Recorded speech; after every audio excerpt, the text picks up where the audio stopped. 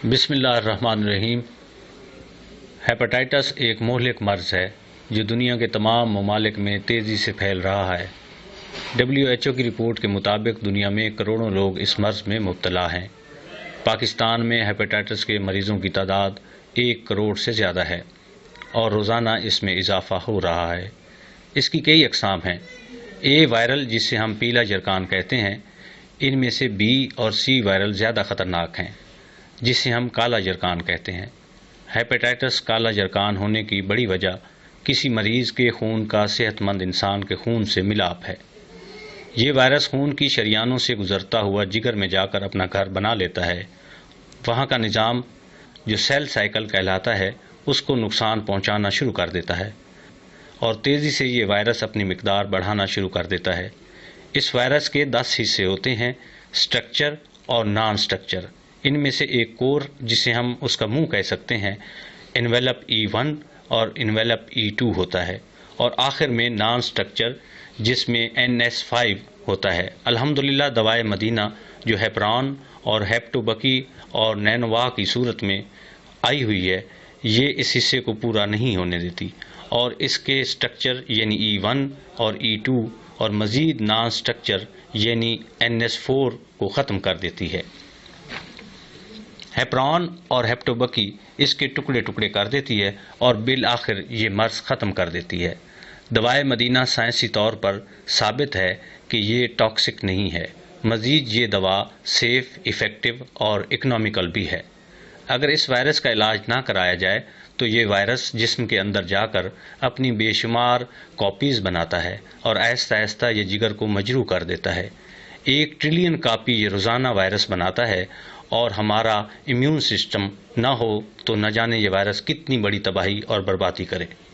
یہ مہلک مرض ہے جو جگر کے اوپر جا کر اثر انداز ہوتا ہے اور اس کی وجہ سے پہلے جگر آہستہ آہستہ سکڑ جاتا ہے، پھر اس میں لیجن پیدا ہو جاتا ہے جسے جگر کا کینسر بھی کہا جا سکتا ہے، جس کی وجہ سے پیٹ میں پانی پڑ جاتا ہے اور مریض ایک مشکل کیفیت میں مبتلا ہو جاتا ہے۔ الحمدللہ دوائے مدینہ کے استعمال سے نہ صرف ہیپاٹائٹس B اور C ٹھیک ہو جاتا ہے، بلکہ اگر کینسر بھی ہو جائے، جسے HCC کہتے ہیں، تو وہ بھی قابل علاج ہے اگر بر وقت اس کا علاج کیا جائے۔ دوائی اس وقت تک کھانی چاہیے جب تک اس کا وائرس ختم نہیں ہو جاتا۔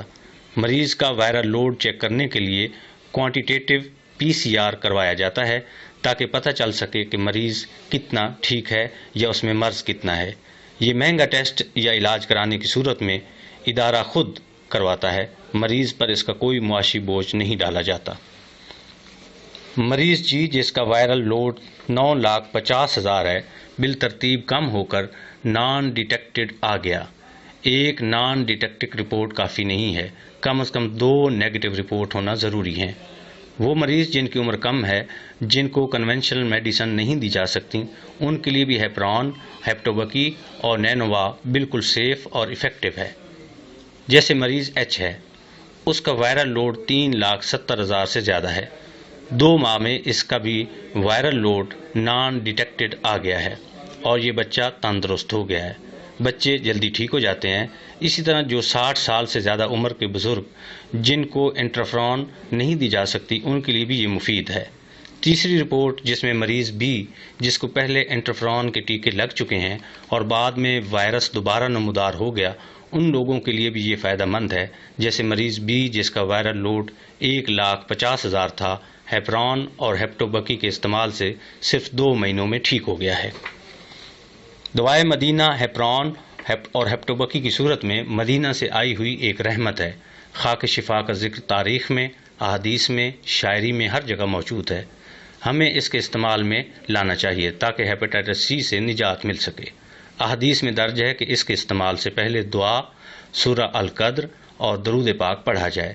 ہر آنے والے مریض کو یہ دعا لکھ کر دی جاتی ہے۔ ہماری دعا ہے کہ پروردگار ہمیں اس مرض سے بچا کر رکھے، اور جن کو یہ مرض لاحق ہے وہ ہیپران اور ہیپٹوبکی کو استعمال میں لائیں اور برصدقے محمد و آل محمد اس مرض سے نجات پائیں، اور ہمیں اللہ تعالیٰ صحت یاب رکھے۔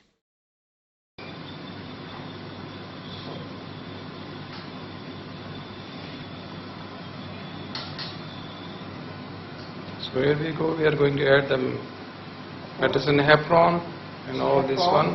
That's suspended in peptone water. Okay.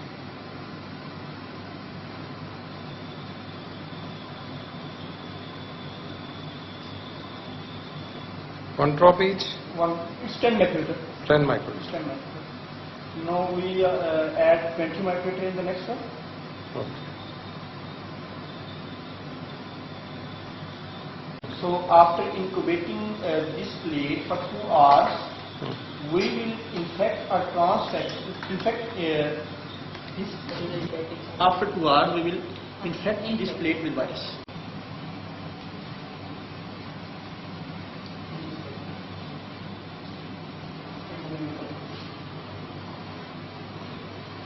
Now they are going to place it in incubator. After 2 hours they will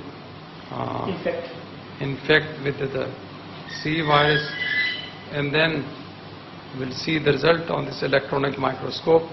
This is not like this inverter microscope. Inverter microscope, sorry. And we'll